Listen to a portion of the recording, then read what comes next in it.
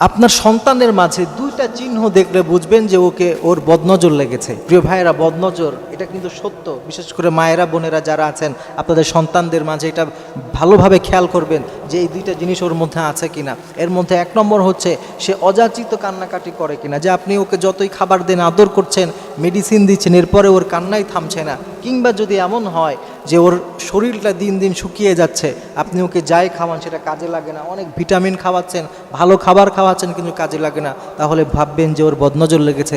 বদনজর এটা কিন্তু সত্য। বিশ্বনবীর হাদিসের মধ্যে এসছে, বিশ্বনবী বলেছেন আল্লাহ আইন হাক, যেই বদনজর এটার বাস্তবতা আছে, এটা সত্য, সুতরাং তোমরা এটা থেকে বেঁচে থাকো।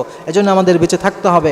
যদি দেখেন এভাবে বদনজর লেগেই গেছে, তখন আমরা দুইটা আমল করতে পারি। একটি হলো আয়াতুল কুরসি পড়ব, এরপরে কুল আউযু বিরাব্বিল ফালাক এই সূরাটি পড়বে, এবং সূরা নাস এটা 3 বার করে পড়ে যদি আমরা আমাদের বাচ্চাকে ফু দেই, ইনশাআল্লাহ তাআলা বদনজর থেকে আল্লাহ হেফাজত করবেন। আর একটি বিষয় খেয়াল রাখবেন, আমরা অনেক সময় সুন্দর বাচ্চা দেখলে অনেক সময় তাকে প্রশংসা করি।